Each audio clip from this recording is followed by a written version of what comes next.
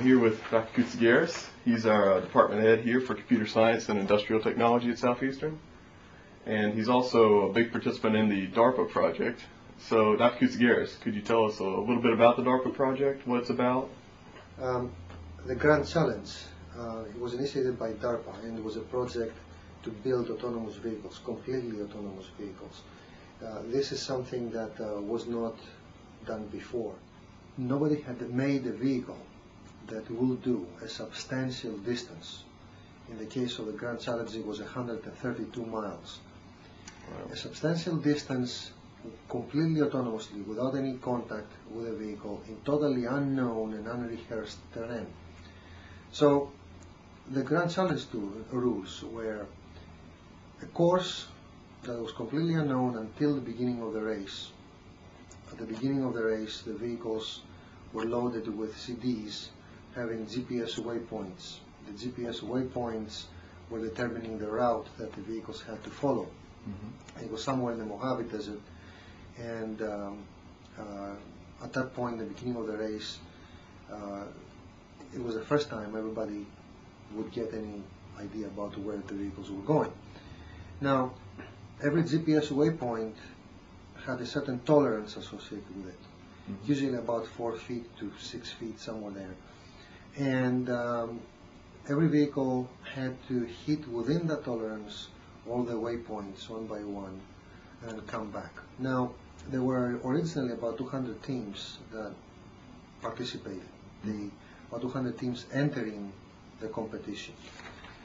We originally went in with as a two-lane team, a green wave team, but then for lack of resources and anything, we teamed up with the gray insurance company that financed the whole project, and the team that was called the Gray Team. The Gray company bought a brand new SUV, which was a Ford Escape hybrid, one of the first 30 that rolled down from the production line, yes. Mm-hmm. Now, we got the vehicle in the beginning of March. We got marine computers, 2 marine computers that would run off of 12 volts, and 3 Mac Minis.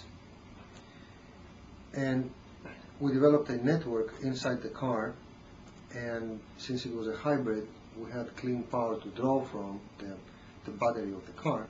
First thing we did, we took it to a company in Baton Rouge, EMC. They outfit cars for handicaps, and so they have a drive-by-wire system. They attach servo motors into the steering column and the pedals and what have you. And so a person is able to drive a car by using a joystick. Mm-hmm.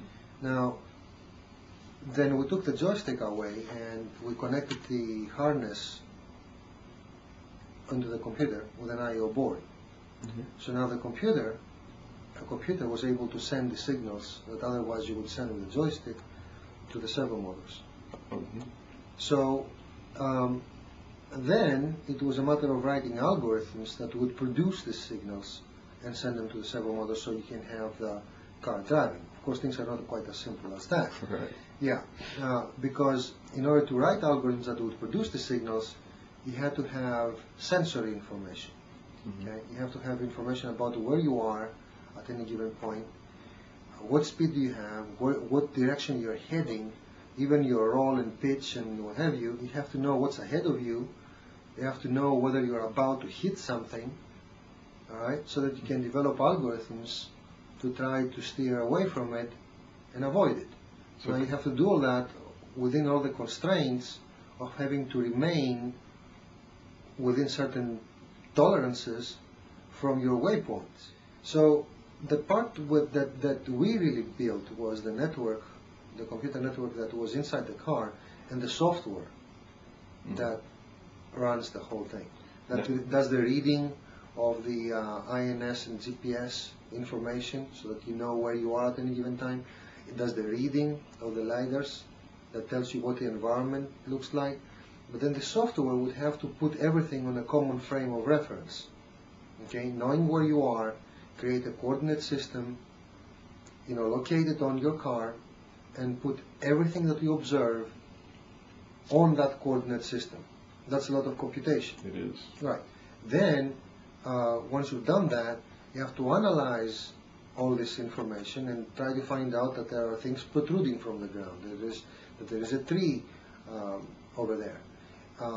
That you have an obstacle, a recognizable obstacle, and then figure out what's the smoothest way that you can avoid the obstacle. Now, the software that controls the car, what programming language was that written in? It was entirely written in Java. Java? Java. Was there anything in particular that made y'all choose Java? Yeah. We were comfortable with it and with its capabilities. I don't think that if we used C or C++, we would have such a fast development time.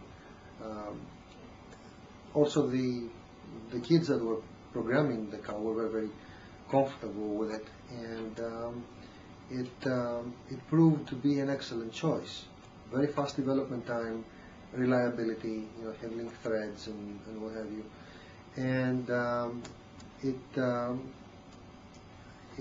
it was a choice that we're proud of, and it worked pretty well.